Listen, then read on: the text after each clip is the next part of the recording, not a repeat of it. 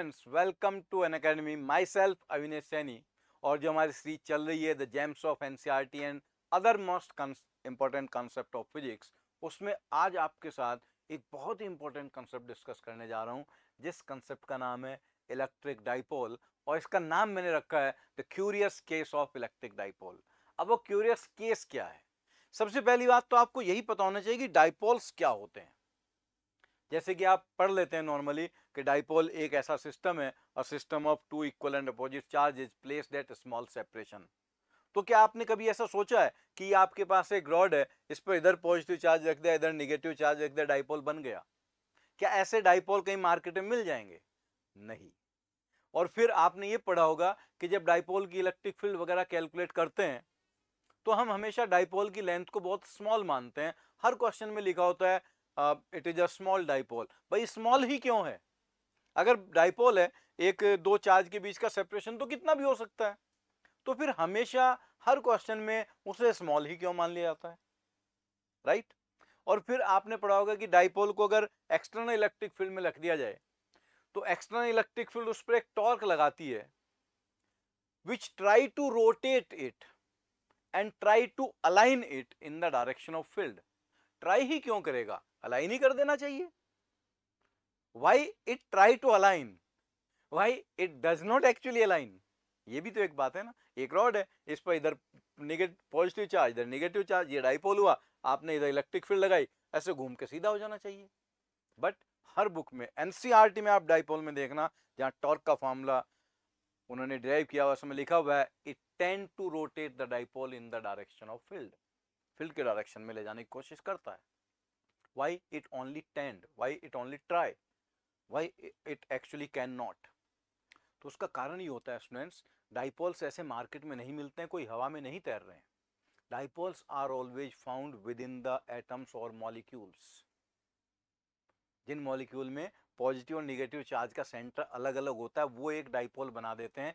इसीलिए डाइपोल हमेशा स्मॉल होते हैं। डाइपोल्स कोई बहुत बड़े नहीं होते, बिकॉज वो मॉलिक्यूल्स और एटम्स के अंदर पाए जा रहे हैं।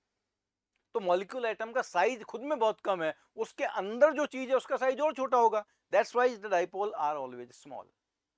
और फिर मॉलिक्यूल के अंदर जब इलेक्ट्रिक फील्ड लगेगा, वो उसको घुमाने की कोशिश करेगा, तो वहां और भी तो बहुत सारे कंस्ट्रेंट होंगे ना। तो वो ऐसे थोड़ी घूम जाएगा। इलेक्ट्रिक फील्ड कोशिश करेगा, टॉर्क लगाए कि वो घूम जाए, लेकिन बाकी भी बहुत सारे कंस्ट्रेंट हैं। That's why we always say it try to align the dipole in the direction of field. ऐसे रॉड होती तो फिर रोटेट होकर अलाइन हो गई होती। अब एक चीज और आती है जो स्टूडेंट्स ने मुझसे भी कई बार क्लास में पूछा है और मैंने एक्सप्लेन भी किया। कुछ स्टूडेंट्स को समझ में आता है, कुछ को नहीं आता।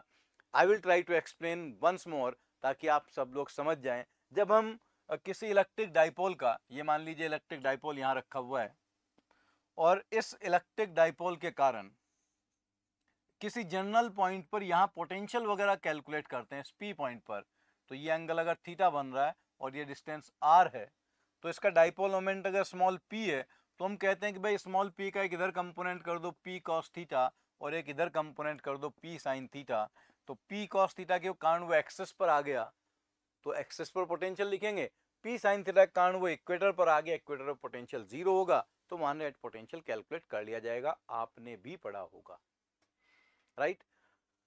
और उस पोटेंशियल की वैल्यू की जितनी आ जाती है, v equals to K P cos theta by R square, ये आता है K P cos theta by R square. इसको आप चाहें तो ये भी लिख सकते हैं, अगर इस वेक्टर को मैं आर वेक्टर मान लेता हूं, तो you can write it K into P vector dot R vector divided by R cube, और you can write it K into P vector dot R cap divided by R cube, क्योंकि P dot R वो बन जाएगा P R cos theta. अब और भी बहुत सारे मैकेनिक्स में ऐसे फॉर्मूले पढ़ते हैं जब हम ये लिखते हैं work done equals to vector F dot S, इसको हम कहते हैं एफ एस कॉस थीटा। तो यहाँ पर हमें ये कहा जाता है कि अगर एफ और एस के बीच में एंगल थीटा है, तो या तो आप एफ का डिस्प्लेसमेंट के अलोंग कंपोनेंट कर लो या डिस्प्लेसमेंट का फोर्स के अलोंग कर लो, आंसर सेम आएगा। लेकिन जब हम पोटेंशियल पढ़ते हैं तो हमें कभी ये नहीं कहा जाता कि आप आर का पी के अलोंग कंपोनेंट कर लो। हाँ, हमेशा पी का आर के अलोंग ही कंपोनेंट करना पड़ता है। तो this is the curious case कि ऐसा ही क्यों है।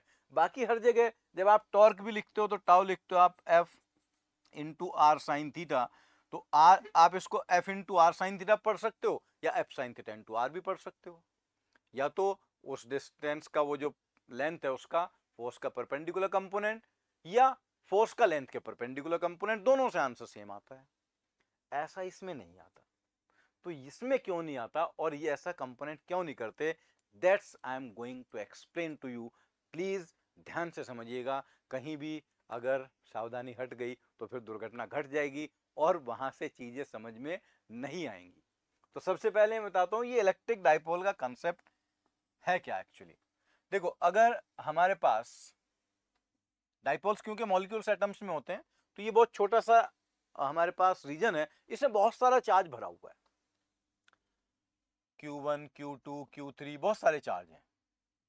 और इस पॉइंट को हमने ओरिजिन बना दिया, एक चार्ज यहां भी रखा है कोई, ये Q1 है, Q2 Q3 Q4, और यहां कहीं बहुत दूर इस पॉइंट पर मुझे पोटेंशियल कैलकुलेट करना है। ये मेरा ओरिजिन है और ये ओरिजिन से let's say this is at distance r0।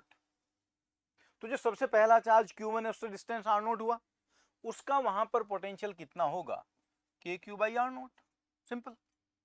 अब जो दूसरा चार्ज है जो इधर रखा है Q2 से इसका डिस्टेंस कुछ और होगा, ये डिस्टेंस मान लीजिए r है, और ओरिजिन से ये मान लीजिए किसी d डिस्टेंस पर है। तो अगर वो डिस्टेंस में कैलकुलेट करना चाहूंगा, भाई बहुत दूर है वो पॉइंट, तो ये जो एंगल है this angle is very small, ये एंगल बहुत छोटा है। एंगल बहुत छोटा है तो मैं कह सकता हूं ये लाइन ऑलमोस्ट पैरेलल सी है, क्योंकि बहुत दूर कैलकुलेट कर रहा हूं मैं, ये एक एटम के अंदर चार्ज भरा हुआ है। तो ये जो स्मॉल r डिस्टेंस है उसको मैं सीधा सीधा r0 माइनस डी कह सकता हूं। तो दूसरे वाले कारण पोटेंशियल हो गया प्लस के क्यू, ये 1 था, KQ2 upon r0 minus D. ऐसे ही सबके कारण पोटेंशियल लिखते जाएंगे, दूसरे कारण कुछ और डिस्टेंस d2 होगा। बट अब आप सोचिए ये पॉइंट तो बहुत दूर है और यहां जो इन चार्जेज के बीच का सेपरेशन है जो d है, d is very very very small with respect to r0। तो अगर मैं अप्रोक्सीमेशन करता हूं तो ये d यहां सब में से नेगलेक्ट किया जा सकता है और टोटल पोटेंशियल इसका बन जाएगा sigma KQ by r0, that is K by r0 common आ गया और यहां पर सिग्मा Q, यहां Q I लिख दो, I equal to 1 to n, total n number of charges है। तो ये जो पूरा लंप ऑफ चार्जेज है, पूरा स्टैक ऑफ चार्जेज है, फॉर द फारदेस्ट पॉइंट, जो पॉइंट बहुत दूर है, for that point it is behaving like a point charge, like entire charge is concentrated at this origin। और यहां मैंने ये कंसिडर किया है ये सारे चार्ज सेम नेचर के हैं, सब पॉजिटिव चार्ज हैं। लेकिन अगर इसमें से कुछ पॉजिटिव चार्ज हैं कुछ निगेटिव चार्ज हैं तो क्या होगा फिर, तो उस केस में अगेन हम वही कंसिडर करेंगे, भाई यहां पर एक चार्ज था कोई Q, इससे दूसरा कोई माइनस Q है, मान लीजिए प्लस Q माइनस Q, कुछ पॉजिटिव कुछ निगेटिव ऐसे रखे हुए हैं।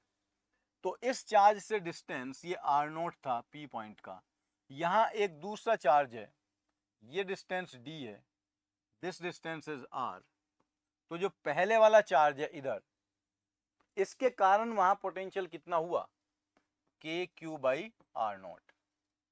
अगर इसको थोड़ा सा अप्रोक्सीमेशन को और सोफिस्टिकेटेड वे में हम करें तो जब दूसरे वाले कान में वहां पोटेंशियल लिखूंगा वो होगा KQ अपॉन R लिखा जाएगा ना। और R की वैल्यू अगर मैं इसको वेक्टर फॉर्म में देखता हूं, ये वेक्टर है, ये एक वेक्टर बना दिया, ये वेक्टर बना दिया, तो इस ट्रायंगल में अगर मैं ट्रायंगल लॉ अप्लाई करता हूं तो मुझे मिलेगा vector R equal to r0 minus D vector, ये कुछ ऐसा ही बनेगा ना, r0 माइनस डी वेक्टर। और यहां से फिर अगर मैं परपेंडिकुलर ड्रॉ कर दूं, ये एंगल अगर थीटा बन रहा है तो इसका इधर कंपोनेंट आ जाएगा d cos थीटा,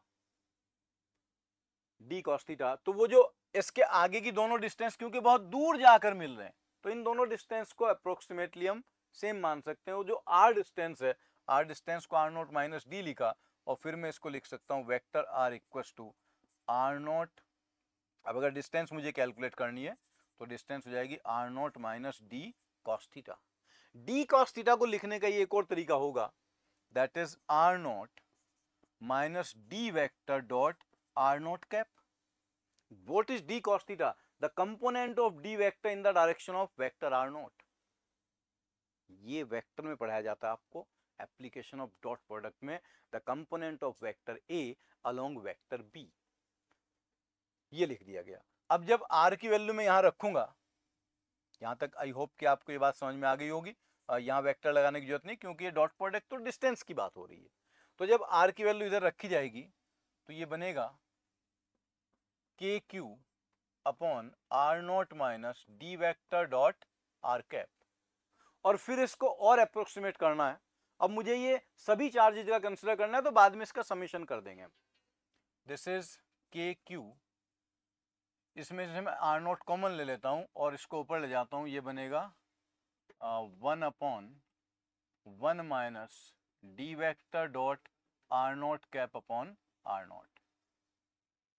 इसको ऊपर ले जाके बाइनोमियल अप्रोक्सीमेशन लगाएंगे, K Q naught by are naught into 1 minus D vector dot are naught cap by are naught की पावर -1, और फिर इसमें बाइनोमियल अप्रोक्सीमेशन लगा दो तो ये बनेगा K Q divided by are naught into 1 plus D vector dot are naught cap divided by are not.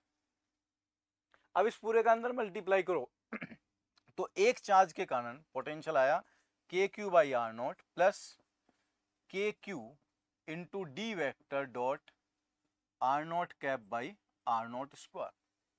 ये तो एक चार्ज का है। अगर मुझे टोटल पोटेंशियल कैलकुलेट करना है, नेट पोटेंशियल, तो इस पूरे का यहां सिग्मा क्यू लिया जाएगा और यहां सिग्मा क्यू इंटू डी। अब आपको पता है कि टोटल चार्ज सिस्टम पर 0 है तो ये वाला पोटेंशियल तो 0 बन गया ना, लेकिन इधर वाला 0 नहीं बनेगा।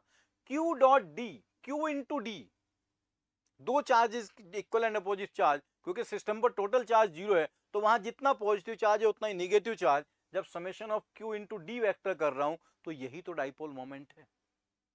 इसी टर्म को क्या डिफाइन किया गया है, डाइपोल मोमेंट P वेक्टर, और ये बन गया dot R cap divided by are naught. अब जब आप इसको पढ़ते हो P vector dot are naught cap, इसको आप कहोगे the component of dipole moment in the direction of vector r। इसीलिए जब हम एक ऐसे स्टैक के कारण जिस पर नेट चार्ज 0 है उसके कारण जब बहुत दूर पोटेंशियल कैलकुलेट करते हैं तो वो जो पूरा स्टैक ऑफ चार्जेज, जो पूरा कॉम्बिनेशन ऑफ चार्जेज, जो वो फिर जब इक्वल एंड अपोजिट चार्ज होते हैं, टोटल चार्ज 0 होता है, तो पूरा कॉम्बिनेशन ऑफ चार्ज के कारण वो पूरा system as a point charge behave नहीं करता है। अगर वो as a point charge behave करता तो सारा चार्ज मिलाकर हमने सेंटर पर रखा था, सारा चार्ज मिलाकर सेंटर पर रखा था, जब सारा पॉजिटिव चार्ज था तो उससे कारण पोटेंशियल आ गया था के सिग्मा क्यू बाई आर। अभी सिग्मा क्यू तो 0 बन गया, लेकिन एक टर्म और बचा हुआ है, ये वाला जो टर्म बचा हुआ है यहीं से डाइपोल की उत्पत्ति हुई है। तब कहा गया कि भाई बहुत दूर वाले पॉइंट के लिए वो जो डाइपोल है, अगर कहीं ऐसा चार्ज रखा है बहुत सारा, जितना पॉजिटिव इतना निगेटिव, तो आप उसको पॉइंट चार्ज मान के सॉल्व नहीं कर सकते, तब उसको आपको एक डाइपोल बनाना पड़ेगा और डाइपोल मोमेंट का कंपोनेंट लेना पड़ेगा आर वेक्टर के डायरेक्शन में, and then it is applied for 2 point charges also. But वो 2 पॉइंट चार्जेस लाइफ में नॉर्मली नहीं पाए जाते हैं, इसलिए जो स्टार्टिंग में मैंने छोटी छोटी बातें बताई थी वो भी ध्यान रखना। I am sure now this curious case of dipole is solve, और ये आपको समझ में आया होगा। समझना थोड़ा सा मुश्किल है, एक बार में समझ में ना आए तो 2-3 बार वीडियो को देखिएगा, नोट करिएगा, खुद सॉल्व करने की कोशिश कीजिएगा, बिकॉज ऐसे जो कॉन्सेप्ट होते हैं वो रेयरली आईआईटी में आते हैं, लेकिन जब भी आएंगे तो एक बार ही आएंगे और आखिरी बार आएंगे। उसके बाद चाहे सब पढ़ाते रहें फिर वो दोबारा नहीं पूछेंगे। हो सकता है इस बार ही आ जाए, फिर आपकी किस्मत अच्छी होगी कि सर ने पढ़ा दिया था तो अब हमें याद है। तो आई होप कि आप सब इसको ध्यान से देखेंगे और इसको पढ़ेंगे और फिर ये समझेंगे कि हम P का कंपोनेंट R की तरफ क्यों करते हैं, R का कंपोनेंट P की तरफ क्यों नहीं करते, यहाँ वो एनालॉजी क्यों नहीं लगती जैसा कि हम नॉर्मली वर्क डन कैलकुलेट करने में लगा देते हैं, टॉर्क कैलकुलेट करने में लगा देते हैं, या एंगुलर मोमेंटम में लगा देते हैं, मैकेनिक्स में हर जगह लगा देते हैं, वो यहाँ क्यों नहीं लग पाते। सो स्टूडेंट्स, फिर मिलते हैं दूसरी बार किसी नए वीडियो में। तब तक के लिए थैंक यू वेरी मच।